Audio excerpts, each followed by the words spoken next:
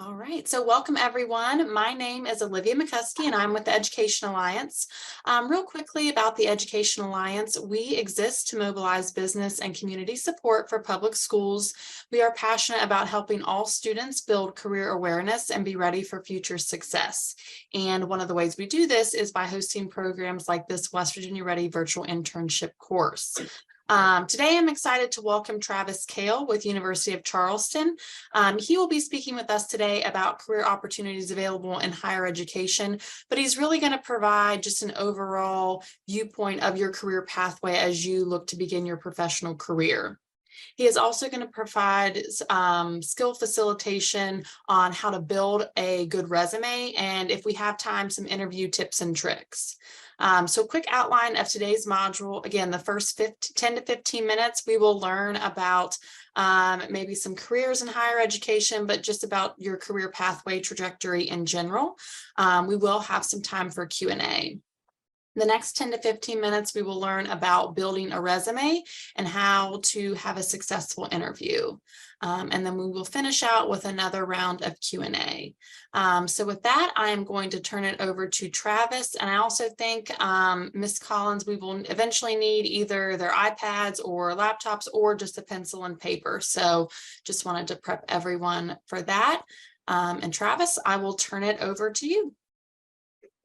Thank you, Olivia. Well, it's really a pleasure to speak with you all today, and I'm so glad that I'm able to see the whole classroom there. So even though we can't be together physically today, this is really cool. I sort of feel like I'm in the room there. So it's a lot of fun for me to do these kind of workshops. So as Olivia said, we'll be talking about careers in higher education, but more importantly, what I just want to emphasize today is the different career pathways and how to get there. And sort of like the one thing that you're going to have, and some of you probably already have one, but hopefully you'll get a few tips today on how to improve it. But the one thing that you're going to have is a resume. It's going to be hard to get a good job without one. There are very few jobs out there that exist where maybe you don't need a resume. Maybe it's a family business or you know the person really well, but those jobs are pretty few and far between. So you have to have a resume before you can even start applying for a job. So that's what we're going to spend most of our time on today. But I'm going to go ahead and bring up my presentation because I want to talk about just career pathways in general first. So let me share my screen. And all right. So can everybody see that? Everybody good? Okay. As you all know, when you do these sorts of presentations, the PowerPoint gets real big and the other screens get really small. So if I do want to encourage you all, if you have any questions whatsoever as we go through here, stop me. I'll have a few places where I stop and ask you all some questions, but you can wave your hand. I should be able to see a hand raised. So you can wave at me or just unmute and yell at me if you have a question. So the title of the presentation today is Career Essentials, Resumes and the Pathway to Success. Now, that's sort of a lofty title. I shouldn't say that there's one pathway to success. There's actually many, and that's what we're going to talk about at first. So let's jump right into it. So what does a successful career path look like? And like I say, it's going to be different for different people. But I'm actually going to pause right here and just ask briefly if we have any questions. Like, is there anybody there in the classroom who, like, you already know you're for sure like what you want to do? Is anybody there yet? Maybe I don't see any hands going up, are there? We have a couple of hands here. Oh, we have a couple. Yeah, go ahead and share, please.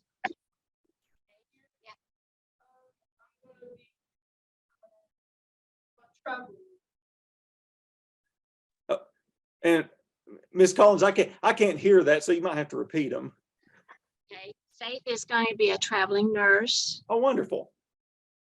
Good. Any others? And Colton is going to the Air Force. Anybody else? Good. Very good.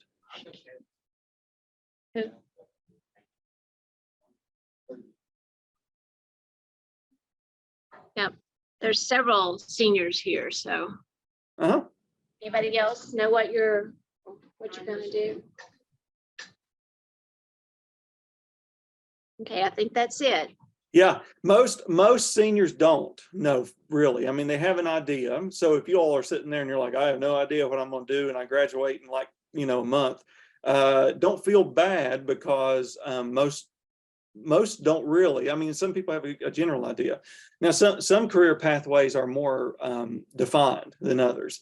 Now, the student there who's going to the Air Force, that's a well-defined career pathway. So if you get into the Air Force and you want to make a career out of it, I mean, there's obviously like very rigid steps that you go through as you get promoted in rank.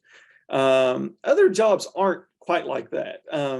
My job certainly wasn't, and I'll talk about that in a minute, but I wanted to share this with you at first. So when we are talking about what a successful career path looks like, well, you all are in school right now. So it's a little icon for a school. And most of you are going to graduate here, and it sounds like in about a month or so. So there's graduation, right? Go to school all your lives up to this point. So you're probably 17, 18 years old, you graduate. And then this is where we're going to be a little bit creative, because of course some people are going to go to college, some are going to go to the military, some are going to go straight into jobs. So let's just, for example, say this particular example student, they decide to go straight into a job, right? And maybe they really like construction work, and so that's what they do. So they do that for a while, and they're pretty successful, and the company they work for wants to promote them, and they say, hey, why don't you come work at our corporate office? So the person's, it's a pay raise, it's better hours. So they say, sure, let's do it. And so they trade in their hard hat and shovel for a computer, because a lot of those corporate jobs are a little less hands-on. But let's just say they're not satisfied there, or they do it for a while and then they decide, like, I might want to do something else. This has been good, but I'm kind of stuck in my career and I want to continue to move up. So then they decide to go back to school. So in our example, we're just going to pretend that this person, they really, for, in their corporate job, they really got to talk to some attorneys and lawyers, and they really loved that part of the business. They just fell in love with law. So they decided to go to law school. And so, they go that route, and they graduate, they become an attorney, and then they get out of maybe they're not in the construction business at all. They're just like a private attorney, but maybe they do that for a few years, and they decide, well, a judge position opened up, so I think I'm going to run for judge in my county. So they decide to get into politics, right? And then they become a judge, and they do it for a couple of terms, and maybe they stay, some people get into politics and stay almost their whole life. Some of them get into it and maybe get burnt out, so they decide to do something different. So our example student here, they decide, all right, I'm going to become, I'm going to get out of being a judge, but I want to become an attorney now for an energy company. So that's a little oil well rig there. So they want to be an attorney for an energy company. Probably make a lot more money doing that than they do as a state or a county judge. So this person's really successful in their career at this point. Maybe they stick around and do that, or maybe not. Maybe later in their career they decide, I want to kind of give back. I want to get out of being a corporate attorney, because that's a lot of pressure, and I want to give back. I want to go back and teach. So they go back to school a third time, but this time they're actually going back as a teacher. And as they are a professor, maybe they're a law professor somewhere, maybe it's WVU, maybe it's somewhere else, and they decide, a lot of teachers do research. So they're doing some research. That's my little bell curve graph down there, because they did some research. And they gained so much research knowledge that they decided they became an expert in something, whatever area. Maybe they were an expert in energy law, energy litigation. So they decided to write a book about it. And so that's kind of how they go out, right? In retirement, they sort of ease towards retirement. They write a book. They maybe they go back and teach a few classes. But the point of this example is, as you can see, this is very all over the place. And that's what most people's career pathways look like. There are some people who get into a job and they stay there for 35, 40 years and retire. That was much, much more common in the previous generations. It does happen. I'm not saying it doesn't, and I'm not saying it's a bad thing at all, but it doesn't happen much anymore. So what I want to do with you now is share a little bit about my own career pathway and just about how I got into higher education, because that was not what I wanted to do in the beginning. So I am from Wayne. So I graduated from Wayne High School in 2003, and I decided to go to college for business. And so I actually took a couple of graphic design classes in college, or I'm sorry, in high school. So at Wayne High School, as part of our CTE programs, we had graphic design and printing. We actually had printing presses, and that stuff fascinated me. But what really I was most interested in about it was the fact, like, we would take orders from people in the school or other schools in the county, and we would make things for them, like programs or flyers or advertisements. And then we would develop them, send them, send back proofs, and they would either approve them or not. And then when they gave us the go ahead, we actually printed them, in-house. But I really liked the business part of it. So I decided to go into business, and I went to Indiana University for business marketing. And while I was at Indiana, I didn't change major. A lot of students change majors once they get to college, because they maybe they do something that's not what they thought it was. I didn't change majors, but I did do some interesting things. I also play music, and I didn't want to major in music, but I still wanted to study it a little bit. So I got a minor in ethnomusicology. It's a really kind of unique field where you're studying music within cultures. You think, what's the relationship to that in business? And I said, well, there is a relationship, but it's hard to explain.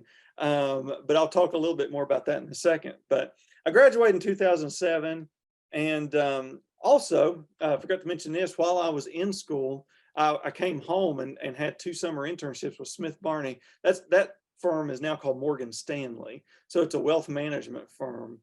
And I did 2 summer internships with them, but when I got to the end of college, I didn't have any job offers.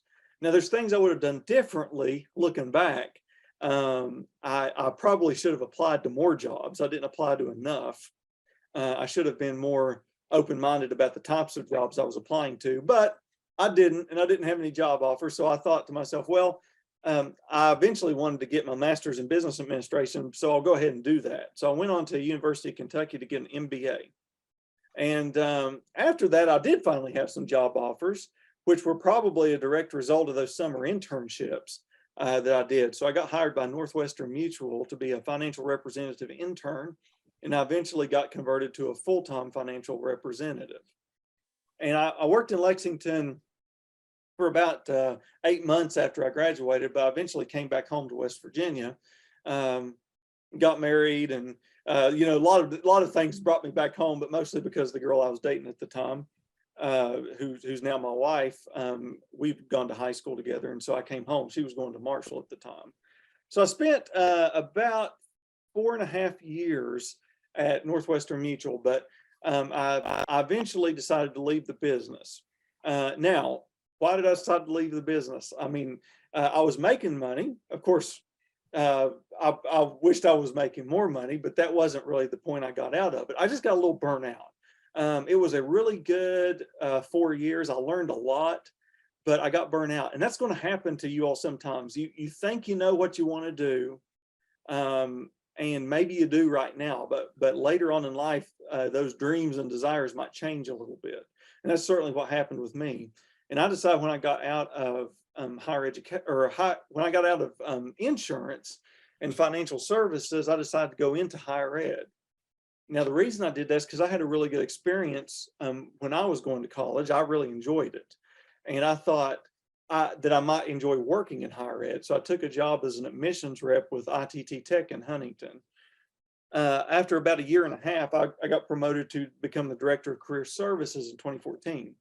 Now, during that time, I decided to go back to school, and I entered the Doctor of Executive Leadership program here at UC in August of 2015. At the time, I had no idea I would be working at UC. I just wanted to get a doctorate, and I was interested in leadership, and UC happened to have a degree. So it all just kind of worked out. But this is where your careers can take unexpected turns. ITT Tech closed. The school actually went bankrupt in 2016. So I had to find a new job.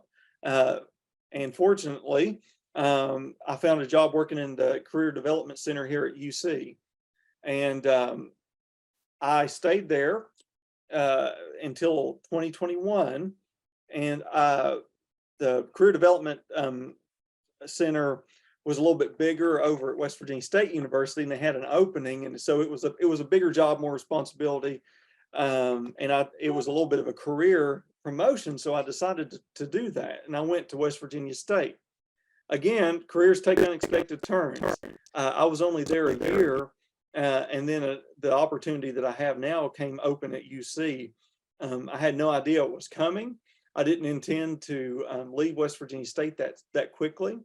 But it was an opportunity I couldn't pass up. Sorry about that. It was an opportunity I couldn't pass up. And so I returned as the director of the Innovation Center here in January of this year. So that's how my career path has gone. And as you can see, it looks a lot like that slide that we just looked at. It's all over the place. So I happen to start in admissions in higher ed. So that's how we're out there recruiting students to come to school. I moved into career services, which is the back end. Now I'm trying to help students find jobs and help them with their resumes and internships and things like that. And then I moved back over here to innovation, which is a really sort of a new field. A lot of schools don't have innovation centers yet. There are some. Actually, in West Virginia, we have a few. Marshall has one, and so does West Virginia University. So there's 3 schools here in West Virginia, including UC, that has one. But a lot of schools don't have innovation centers yet. It's a lot of fun. It's new. I'm working on developing some classes right now because we're going to teach an innovation minor next year. So it's a lot of fun, new things that I get to do. But that's a little snapshot, a little peek into my personal journey. Had no idea when I was sitting in your all seats in a West Virginia high school 20 years ago that I would have any, that I would end up here, but that's what happens sometimes. So I share all that with you again, just to demonstrate that it's great to have a plan. And in fact, I would say it's essential to have a plan. You got to have one, but you have to be prepared when plans change too, because once you're actually out working, it doesn't always work out the way you picture it in your mind. But the first step in that plan, as far as a career goes, is you're going to have a resume. So I'm going to pause again here. And I say the purpose of a resume is what? So anybody have any guesses as what is the purpose of a resume? And think hard about this one.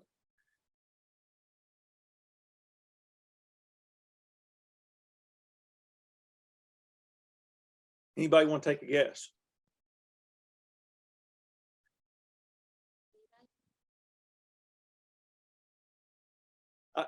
I heard something there, but I don't know if somebody yelled out something or not.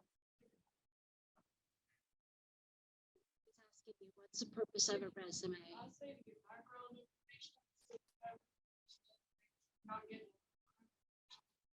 She says to give background information so that they know who you are.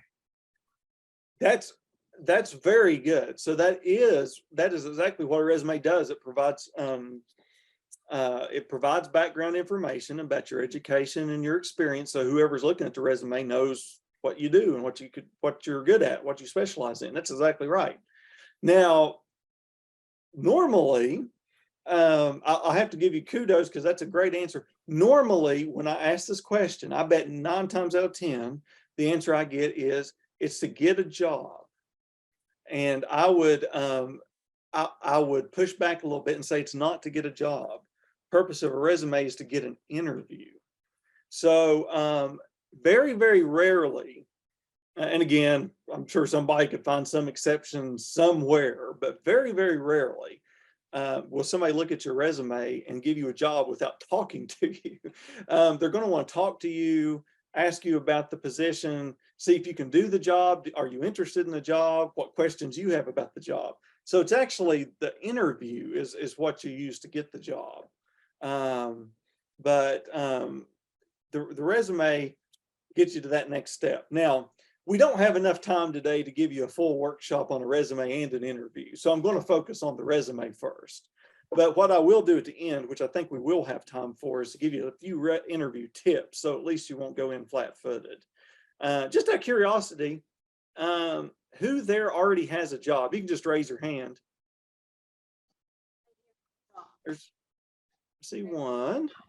Keep them raised if you got them. 2, 3, what, 2 or 3, I say. Okay. Yeah. Great. That's good. I did have a job in high school, but I didn't get a job until the summer before my senior year. So I got a part-time job in a music store in Ashland, Kentucky, the summer before my senior year. And I'm so glad that I did, because it gave me a lot of experience.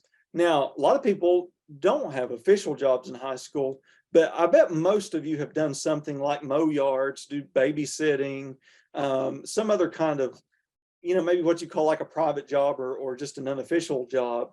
That still gives you good experience. And there's ways to write about that on a resume. So what we're going to do now, we're going to jump into resumes, and you don't need a piece of paper yet, but you will here in a minute. So I want to just tell you, there's no standard resume format, but there are some widely accepted best practices.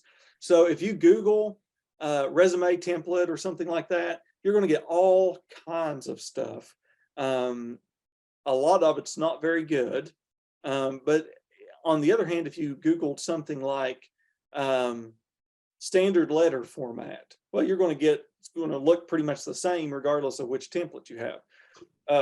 Over the years, there are standard formats for things like letters, but not resumes. I don't know why, but that's just how it's developed over time. But there are some things you should do.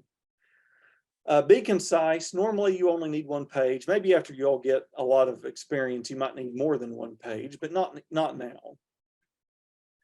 Write in short, action-oriented phrases. I'll show you some examples of that here in a moment. But you don't write a resume like a narrative. You don't say, my name is Travis Cale and I was born in Huntington, West Virginia. You don't do that. You have these short phrases like managed 5 employees and developed new solutions for our business department. Or you say things like operated point of sale system and assisted customers when they had questions. Those little short action phrases is what you're really wanting to go for. Keep it easy to read. Again, big blocks of text don't do well on a resume. Use bullet points and bold headings so that people know where each section starts and ends. You want to be specific with your job duties. Use numbers if you can. If you managed a certain number of employees, say how many employees you managed. If you did things like saved the company money, how much did you save? Did you save 10%, 20%? Did you find a solution that made more money, or say whatever it might be? Be specific. There's also things you don't want to do on a resume.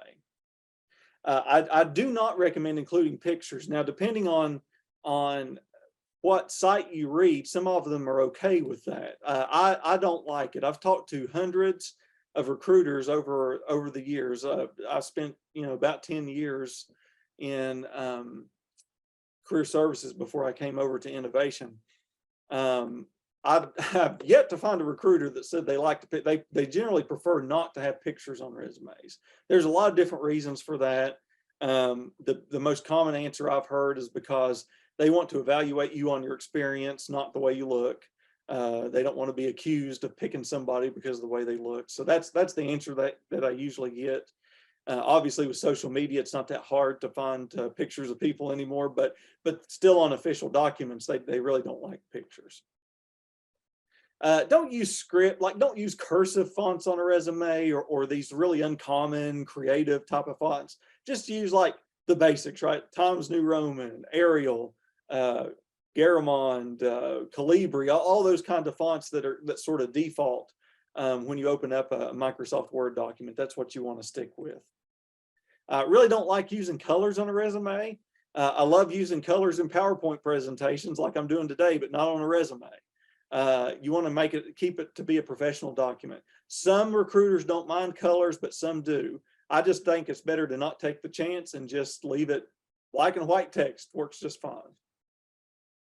And last but not least, it's really common for people to put references on a resume, but I say don't do that because you can keep them on a separate page and just include them as an attachment when you apply to a job. It takes up valuable space that you could use for other things on a resume. All right, so I'm going to go over some. There's 5 basic steps that I always follow to create a resume, and we're going to practice them here in a minute. But I'm going to go over the 5 steps first. First of all, if you are using a computer, you just open up a blank document and clear all the formatting presets. I'll show you how to do that in Microsoft Word in a minute. You want to determine what sections you need and create a heading for each. So common sections, again, we'll talk about that in a minute. There are things like education, experience, volunteer experience. Then once you figure that out, just write all your content. Don't worry about formatting yet, just go ahead and write it.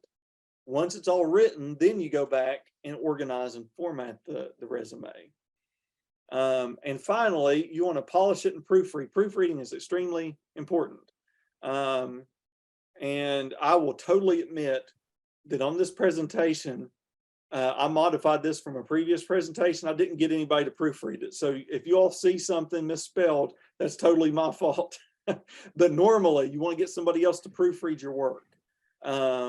It's very important because once we've looked at a document so long, it's just easy to overlook words that we've written because we think we know what should be there. Other people might see that and say, oh, that's a misspelling.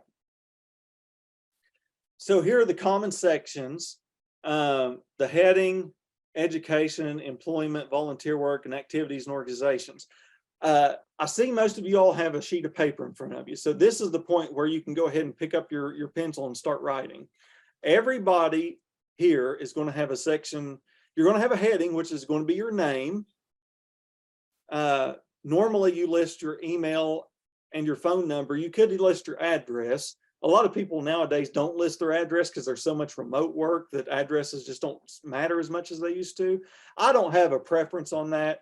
If you're applying to a job in West Virginia, I would list my address because that way it would show them that you are from West Virginia. You'll find a lot of employers in West Virginia like to hire, West Virginians. But I would at a bare minimum, you're going to list your name, your email, and your phone number. And only one email. Don't list like a school email and a personal email that the recruiter doesn't want to guess. Just list whatever your main email is and your main phone number is. So that's going to be your heading. And then all of you are going to have education, because you're all sitting at Roane County High School right now. So we know we at least have one thing we can put on there. Those of you who already have jobs, you can list employment, or those of you who have had maybe non-official jobs, but again, like yard work, because if you had yard work, you're probably going to put like maybe just private lawn care, that would be your heading. And I bet most of you are going to have volunteer work. You've probably done some volunteer work at school at some point.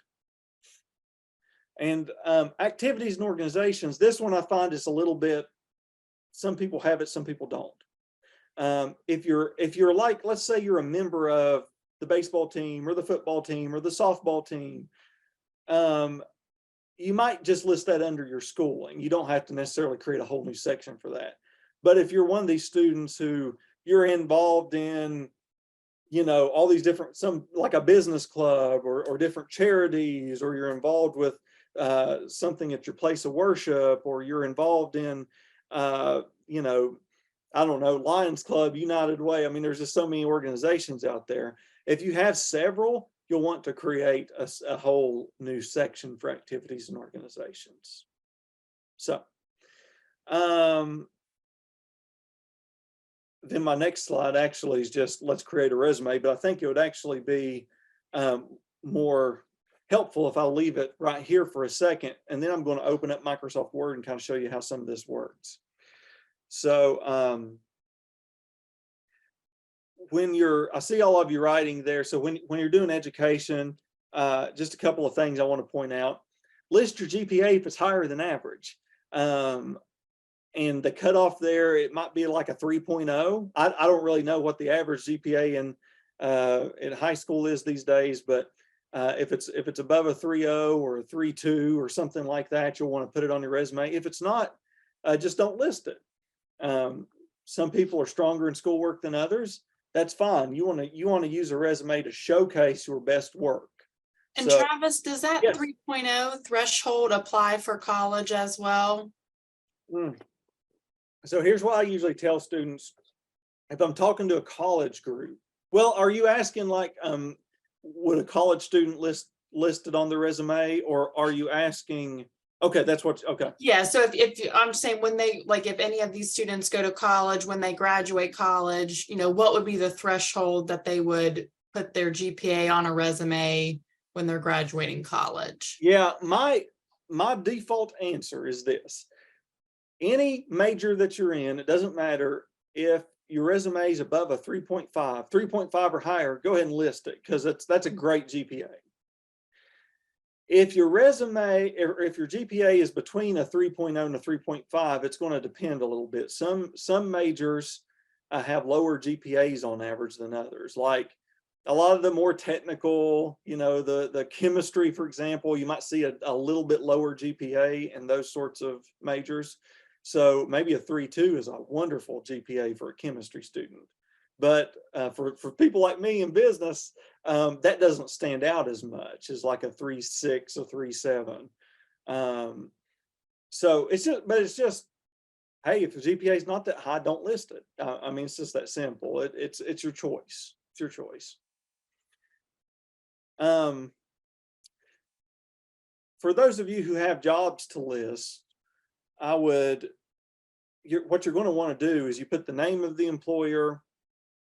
I like putting the city and state. I like putting the dates when you started and stopped working, not exact dates, right? Like you want to put,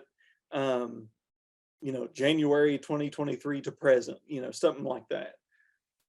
And then you'll pick out 4 or 5 accomplishments or job duties that you can think of from your job, and you list them in bullet points underneath.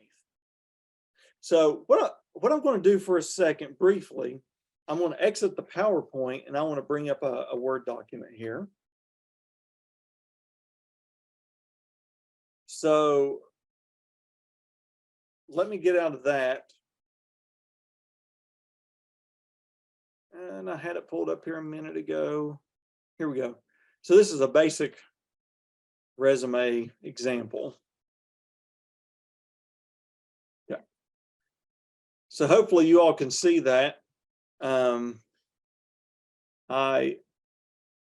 made up the word here. Probably not as funny as I think it is, but the guy's name is Charleston, so he's from Charleston, right? So Charleston has a resume here, and this is just a basic resume. Now, if I was, let me show you something real quick. I'm gonna cut this out as if it was blank. So if I was starting from scratch, what I would do with my blank Word document here is I would go up to the little setting where it says no spacing, and I would click that to remove all the formatting. So there's no extra spaces added in.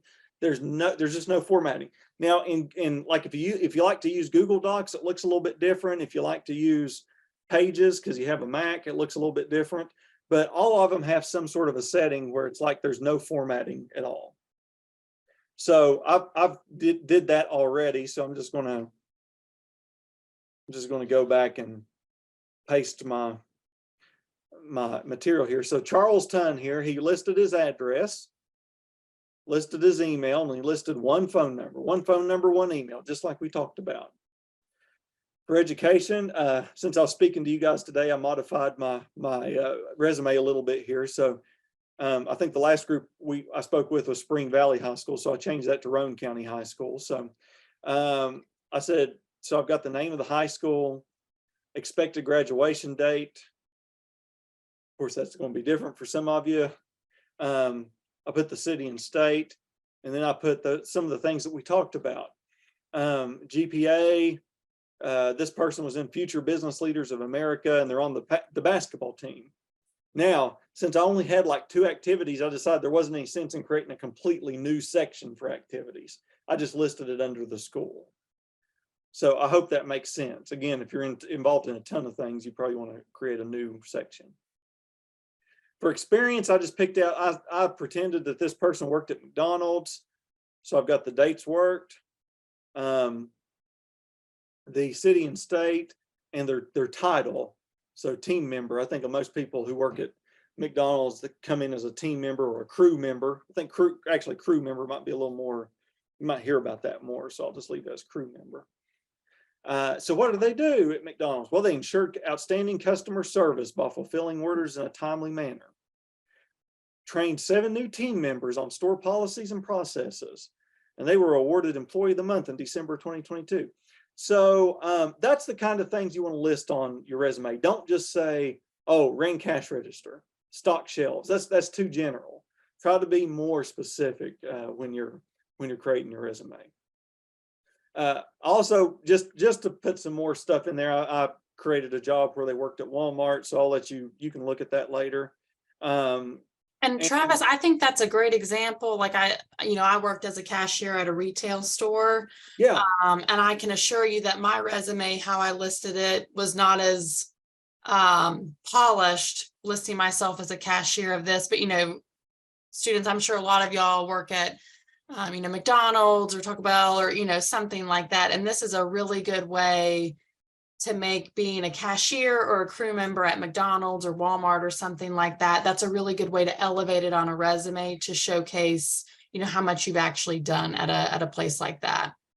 Yeah, that's a great point. So there's something out there called transferable skills. And I don't know if you all have ever heard of that before or not. But what a transferable skill is it means what it sounds like it means. It's a skill that you can transfer from one job to another. Now that's really awesome if you know how to design a video game, right?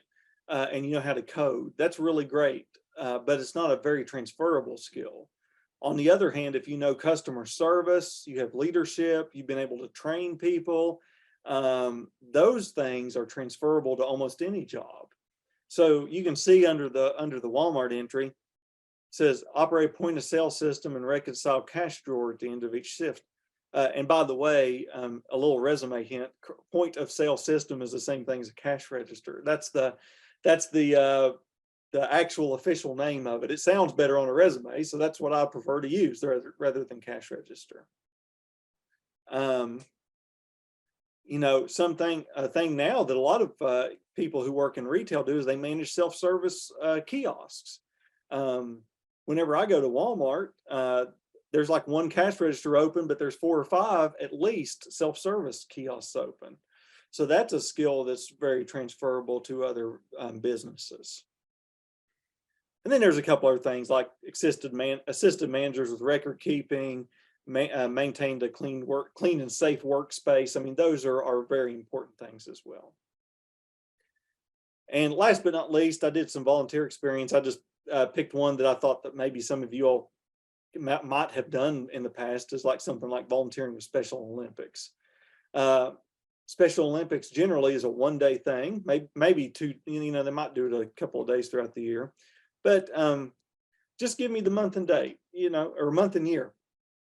Excuse me. Doesn't have to be the exact day.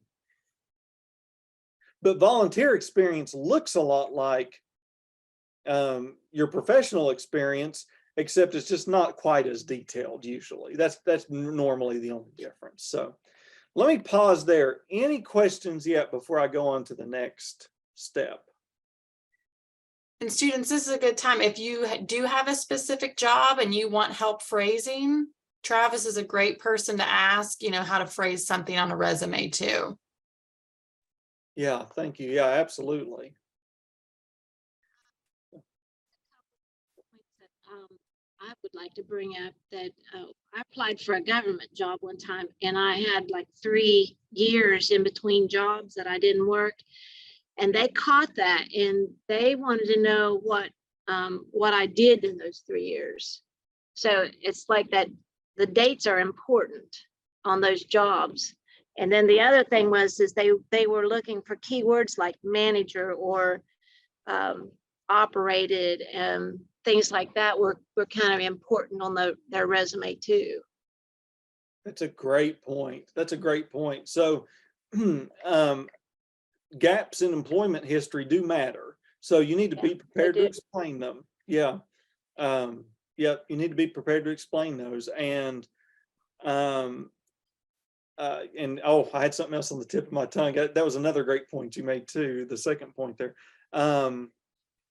But that's, yeah, that's absolutely true. Any other questions? Any questions about how to word something?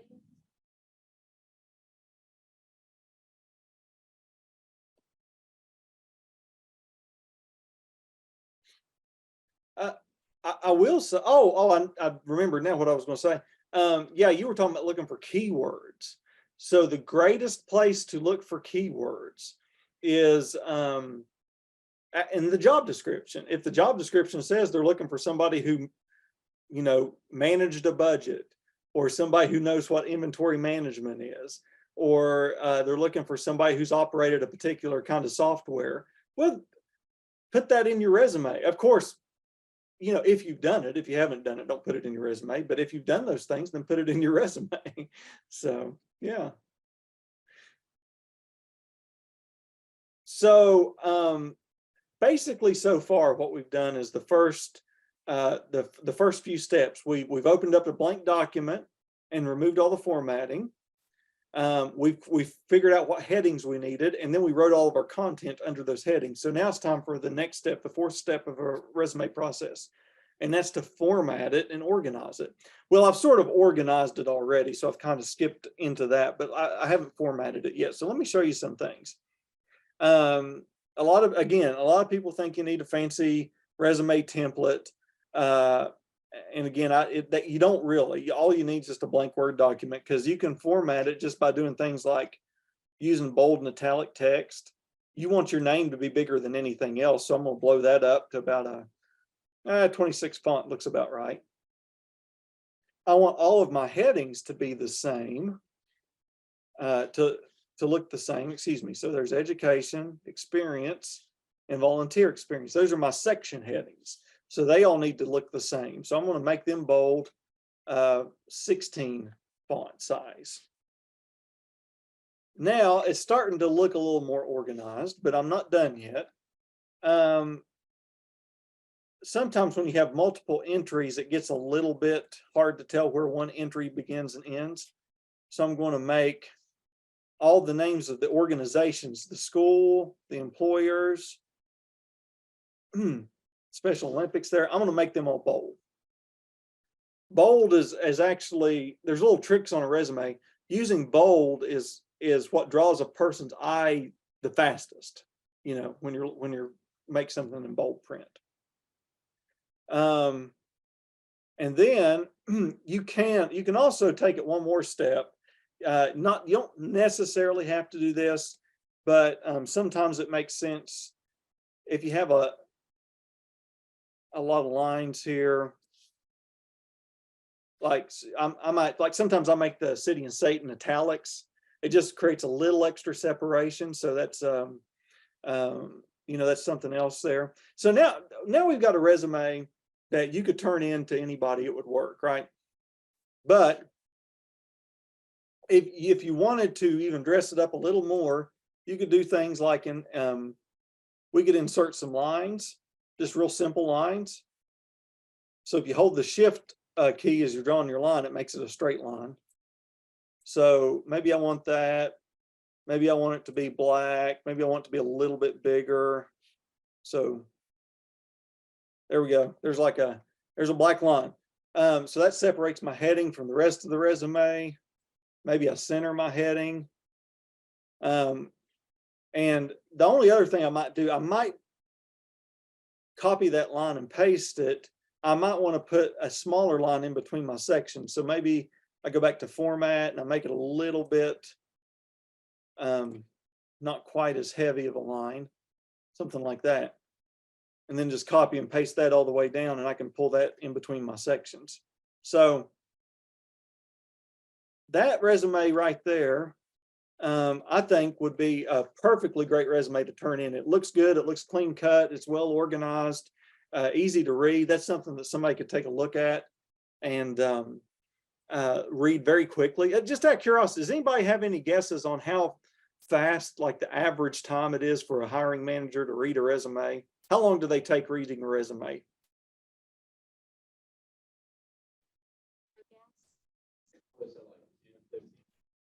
Ten minutes. 10 minutes. Good guess, but it's much shorter than that. Any other guesses? 2 minutes. What's that, 2 minutes? Is that what I heard? Yeah. We're getting closer. We're getting closer. So it's less than a minute.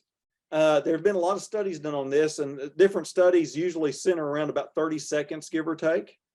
So they pick it up, and what they do, because you might have, you could have, let's say, 20, 30, 40 resumes for a particular position. So you want to be able to look at it and really quickly glance at it, and just see what their experience in education is. And they might go back later and read the duties, in more detail, but they want to be able to look at it really quickly. So this is the last thing I want to show you.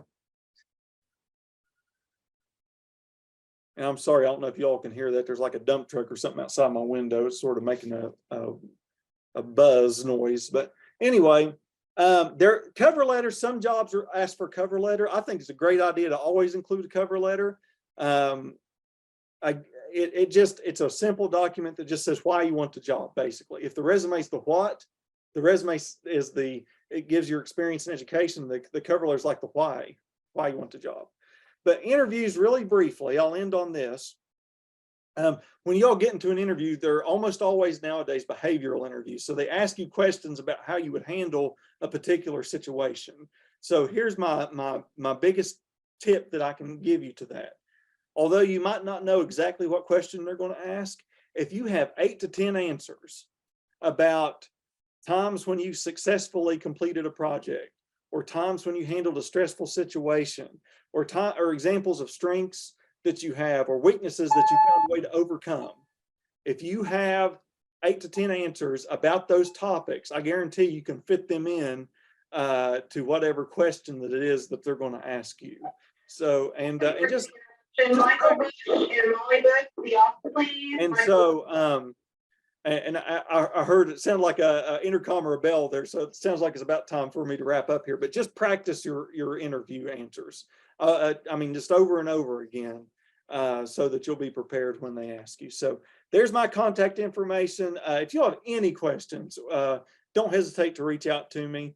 I'd love to help out. But it's really been a lot of fun, and it's been a pleasure to speak with you all today. Great. Thank you so much, Travis, and Roane County. Thank you so much for your attention, and Ms. Collins for holding them over. Everyone have a great day, and thank you so much. Thank you. Bye. Thank you. Bye-bye.